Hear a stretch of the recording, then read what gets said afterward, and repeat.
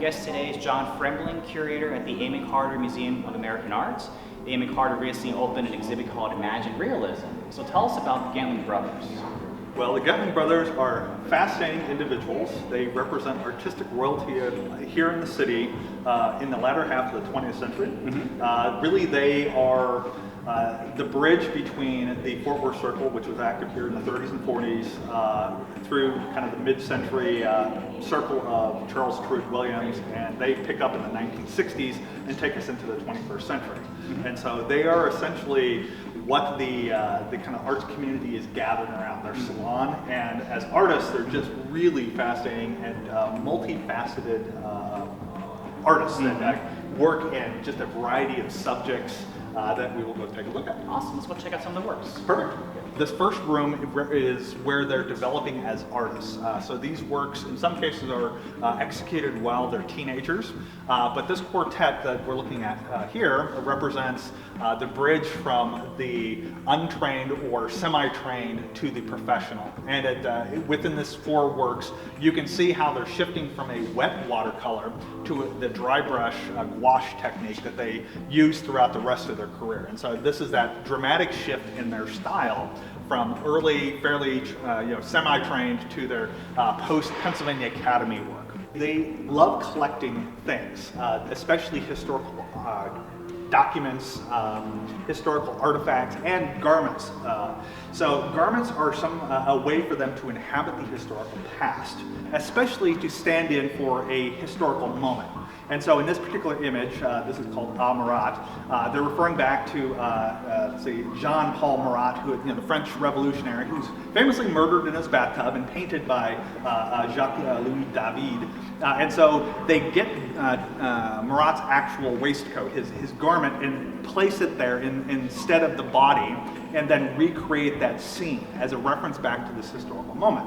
Just like a great many of their other historical interests, they turn to the Aztec Empire as something that they dive into in a depth that is truly astounding. And really with this, they're using it as a way to flesh out and show what the Aztec Empire looks like at the height of its power. So this is the year 1519, and this is the sprawling capital of the Aztec Empire, the city of Tenochtitlan, future Mexico City. And so all of these magnificent landscapes and panoramas are based upon models that they build using those historical sources. And so you can see one of the models of this, the temple center here. So you have the great Temple Mayor in the middle there, the surrounding temples, the ball court, the Palace of Moctezuma. Each of these are things that they have studied in depth and are uniquely able to show what they look like. And so they're using these historical sources to reconstruct what this world looks like. They start with three-dimensional works, and then they use that as a way to get the proportions, the details of the surrounding landscapes of the city that you see here in the room. So at the tail end of their careers, they were both suffering in ill health, and Stewart eventually dies in 2006. And Scott will outlive him for another 5 years, dying in 2011. And so just like in the earlier room where we see him, Scott, grappling with that separation from his twin brother, you again see this in some of their final works. For example, this work here is really a direct return back to that earlier subject of that darkened, empty room.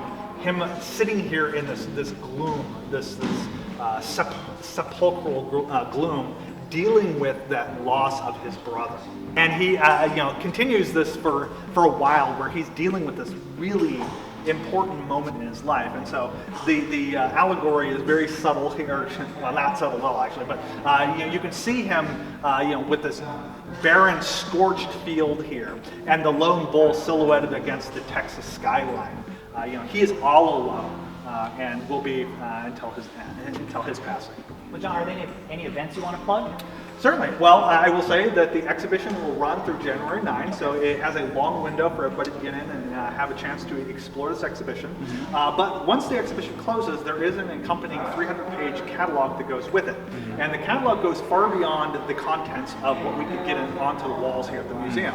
And so it really expands upon what we have here, and will live beyond what when the exhibition is up.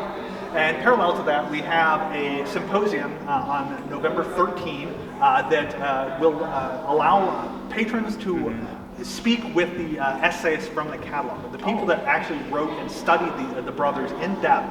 They'll be speaking during this day-long symposium that's open to the public. So if you want to get more Gentling, it's a great way to do it. There's a lot more Gentling to see through the catalog and the events, and of course, come check out the exhibits. John, these brothers are very fascinating. It's been so much fun. I almost don't want to end our interview. Thank you. Yeah, seriously, it's been a lot of fun, John. You've been a wealth of knowledge. I appreciate your time. And again, folks, come out and check out the show for yourself. You'll enjoy it.